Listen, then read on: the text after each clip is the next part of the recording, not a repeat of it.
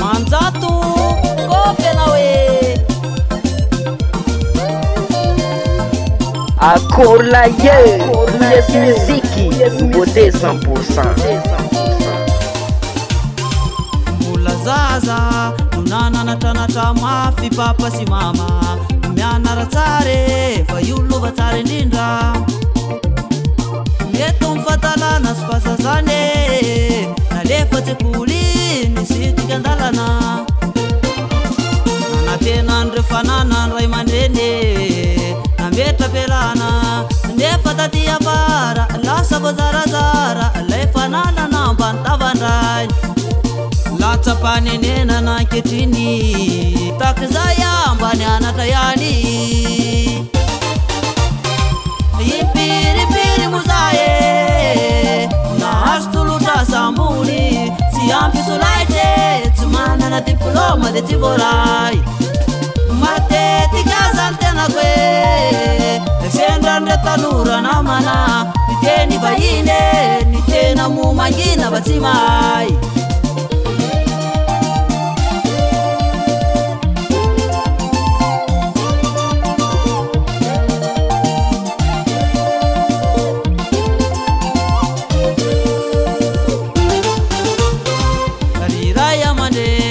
ampianaro tsara ny zanatsika arao masizy rehefa hoany an-tsekoly amizao efa hita taratra fandrosoana ny teny vazaha efa manjaka nareo ankizy madinike mianara tsara faly diplôma no vala be no sady tsy mba mizara naiza misy anao tsy very mandeha rehefa mana-pahaizana impiripiri mozae nahazo tolotra sambony tsy ampy solaitry tsy manana diplôma de tsy voaray matetika zany tenako e sendrandre tanora namana niteny vahiny ny tena momangina fa tsy mahay impiripiri mozae nahazo tolotra sambony tsy ampy solaitry tsy manana diplôma de tsy voaray matetika zany tenako e sendrandre tanora namana niteny vahiny ny tena momangina fa tsy mahay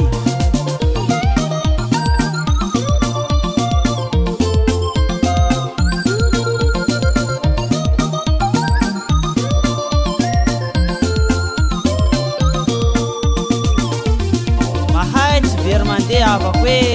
nianara tsara zandro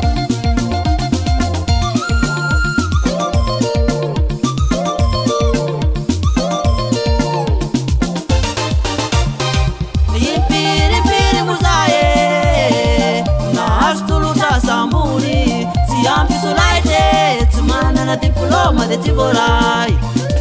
matetika zany tenako e sendrandre tanora namana